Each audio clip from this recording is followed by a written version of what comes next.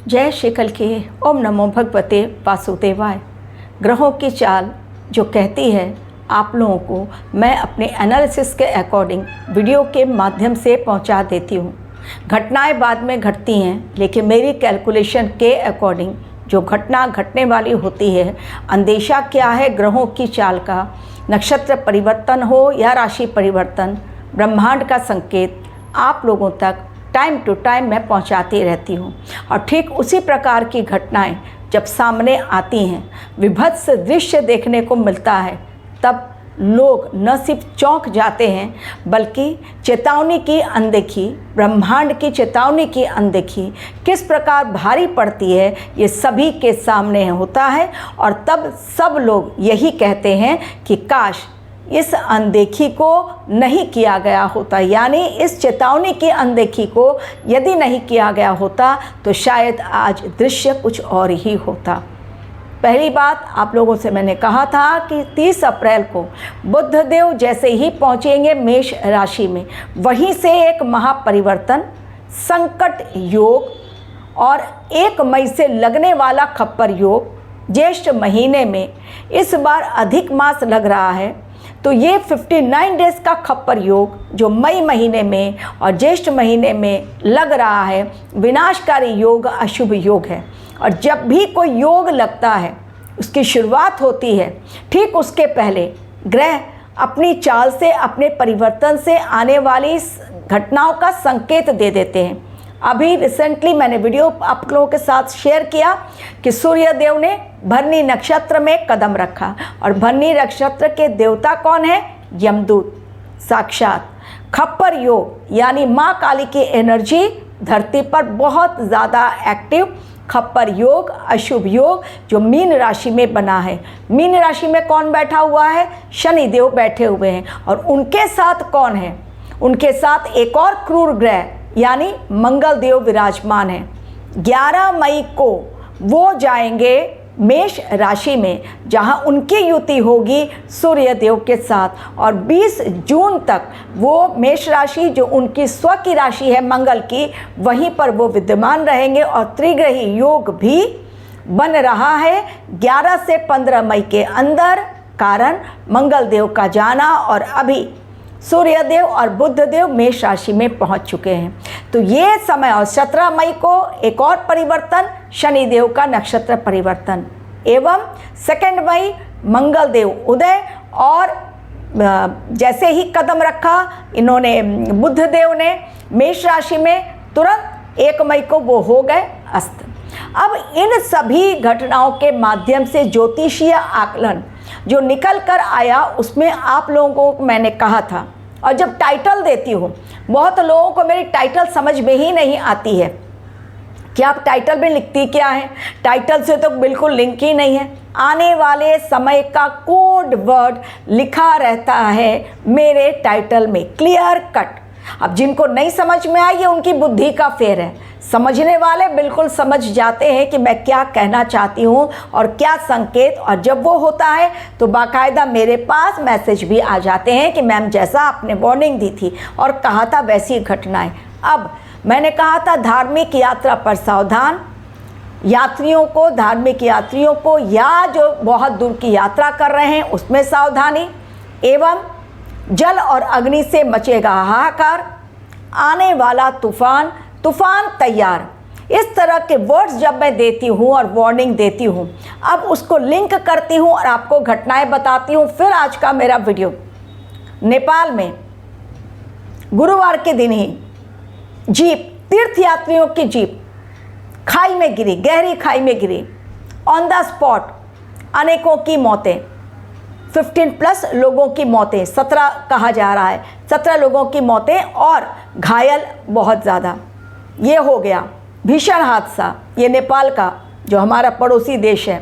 इसके अलावा हमारे देश में जल के कारण किस प्रकार नर्मदा नदी पर बने हुए बांध पर, जो पहले भी कई वर्षों से पर्यटक वहाँ जाते हैं, टूरिस्ट स्पॉट है जबलपुर में, वहाँ पर एक क्रूज़ पलट गया और उस क्रूज़ में बताया जा रहा है 30 से अधिक यात्री सवार थे, जिनमें 9 लोगों की मौतें, ये भी गुरुवार के दिन यानी 30 अप्रैल के दिन ही।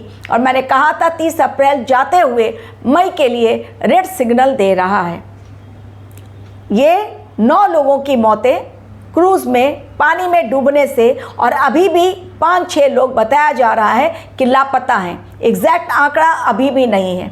सबसे जो मैंने कहा था विचित्र दृश्य 1 मई का जो मैंने पोस्ट किया है, 1 मई के लिए 30 अप्रैल के दिन, उसे मैंने स्टार्टिंग वर्ड लिखा है विचित्र दृश्य, चौंकाने वाली घटनाएं। और उसके पहले मैंने एक और वीडियो डाला है जिसमें तूफान तैयार, वो भी वर्ड डाला है। अब जो ये क्रूज़ की घटना हुई जबलपुर में, कहा गया कि मौसम वैज्ञानिकों ने पहले ही खराब मौसम की चेतावनी दी थी।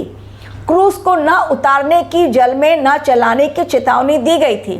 चेतावनी की अनदेखी करते हुए पैसों के लालच में वो ट्रिप अरेंज किया गया, लोग भी बैठ गए। कारण इस समय लोग गर्मी की छुट्टियां, गर्मी से परेशान, जाना चाहते हैं घूमने, और निकल पड़े बिना देखे हुए कि हम जल से यात्रा जब करेंगे तो खतरा। शनिदेव मीन राशि में, मंगल देव साथ में, बहुत बड़ा मौत का तांडव है।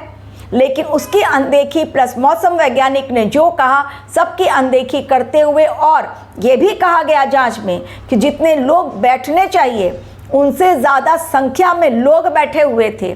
अब जो मैंने कहा विचित्र दृश्य और चौंकाने वाली घटनाएं, एक माँ की डेड बॉडी निकली है महिला की, जिसकी गोद में 3 साल का छोटा सा बच्चा उससे लिपटा हुआ है।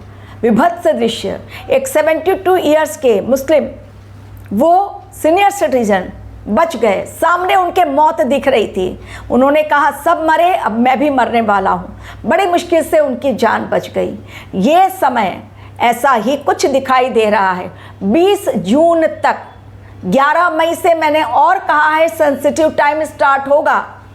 अभी जो ये चल रहा है उसमें बढ़ोतरी, कारण वो स्वराशि में मंगल देव जाएंगे और मंगल देव उदय भी हो रहे हैं। डेफिनेटली वो काफ़ी बलवान होंगे जब स्वराशि में जाएंगे और सूर्य देव, 2 अग्नि तत्व एक साथ मिलेंगे तो अग्नि की घटनाएं और ज़्यादा बढ़ेंगी।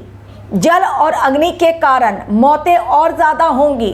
पूरी दुनिया की आबादी पर खतरा बहुत बड़ा मंडरा रहा है। लोग कमेंट में लिखते हैं आप केवल अशुभ घटनाओं के बारे में बताती हैं। मैं साथ में ये भी कहती हूँ कि कई लोगों की नौकरियाँ भी इस समय लगेंगी, कई लोगों के व्यापार भी आगे बढ़ेंगे। कुंडली पर डिपेंड करता है किसकी कुंडली में कौन से ग्रह कितनी मजबूत स्थिति में हैं। तो आकलन मेरा बिल्कुल सटीक बैठ रहा है। गुरुवार के दिन ही नेपाल में मौत का तांडव एवं हमारे देश में जो हुआ वो काफ़ी था चौंकाने के लिए, और चेतावनी बड़ी ब्रह्मांड ने दे दी आने वाले समय के लिए। और इसके साथ ही जगन्नाथ मंदिर में फिर से एक बार चील बैठी है ध्वज के ऊपर। अब ये संकेत ब्रह्मांड बार बार यूनिवर्स के द्वारा हम सभी को दिया जा रहा है। तो आग की घटनाएं, जल के कारण प्रॉब्लम, जनहानि भीषण, युद्ध भयंकर, प्राकृतिक आपदाएं, जो मैंने कहा था कि प्राकृतिक आपदाओं का भी ये समय रहेगा। हिमाचल प्रदेश, जो स्टेट्स का नाम याद रखिए, मैंने कहा था कि स्टेट्स कौन कौन से जहां प्रॉब्लम, उनमें हिमाचल प्रदेश का नाम दिया था। हिमाचल प्रदेश में ग्लेशियर का पिघलना, न केवल ग्लेशियर का पिघलना बल्कि ग्लेशियर टूटकर उसका झरना रास्ते पर बहा। जनहानि नहीं हुई, ये अच्छी बात है, लेकिन ग्लेशियर लग रहा है पूरी तरह से टूटकर बिखर कर, और जो झरने की शक्ल में रास्ते पर चला जा रहा है, बहुत अलग दृश्य था। हिमाचल प्रदेश मनाली में, वहाँ पर भी लैंडस्लाइड की घटनाएं और रास्ते बीच में से क्रैक हो रहे हैं, धरती फट रही है, जीप जा रही है, अचानक रास्ते क्रैक हो रहे हैं, उसके दरारें आ रही हैं। ये समय यात्रा पर यदि जा रहे हैं, लंबी दूरी की यात्रा, हो जाएं सावधान। कहीं पर युद्ध, कहीं बढ़ती हुई महंगाई। मैंने कहा था आने वाले समय में महंगाई बढ़ेगी। इलेक्शन हो गया, सरकार ने जो कमर्शियल सिलेंडर है उसमें इजाफा कर दिया, 993 प्राइस हाइक हो गई। यानी आने वाला समय एक सिग्नल ऐसा दे रहा है जो महाविनाश का है, चाहे वो युद्ध के कारण हो, चाहे वो प्राकृतिक आपदाओं के कारण हो, बढ़ती हुई महंगाई के कारण त्राहिमाम हो, या फिर आने वाली बीमारी के कारण। महामारी की बात मैं नहीं कर रही हूँ, कोई महामारी नहीं आएगी, लेकिन टेररिस्ट अटैक, भूकंप है, प्लेन क्रैश की घटनाएं, इन सभी घटनाओं की अनदेखी नहीं की जा सकती। एवं भीषण आंदोलन, जनता बहुत एग्रेसिव मोड में आएगी और सत्ता पक्ष के खिलाफ प्रोटेस्ट जगह जगह पर किए जाएंगे। कई राज्यों में पुलिस को सिचुएशन संभालना बहुत भारी पड़ेगा।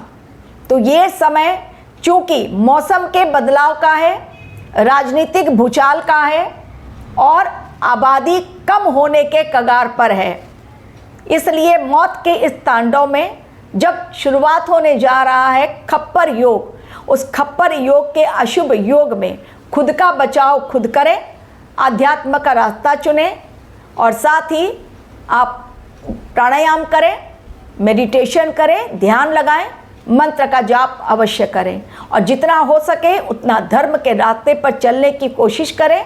जो इस समय धर्म के रास्ते पर वो बचेगा, अधर्म के रास्ते पर जो चलेंगे खत्म हो जाएगा। अब सोनम रघुवंशी आपको याद होगा, बच गई है निचली अदालत से, लेकिन क्या वो वास्तव में ऊपरी अदालत से भी बच जाएगी? क्योंकि उसका घिनौना कृत्य उसका पीछा नहीं छोड़ेगा। शर्तों के साथ ज़मानत तो मिल गई उसको, लेकिन अभी भी बाकी है और अदालत, और सबसे बड़ी अदालत भगवान की अदालत, उससे कोई नहीं बच पाएगा। इस समय ग्रहों की चाल के यही हैं संकेत। Thank you very much for watching my video.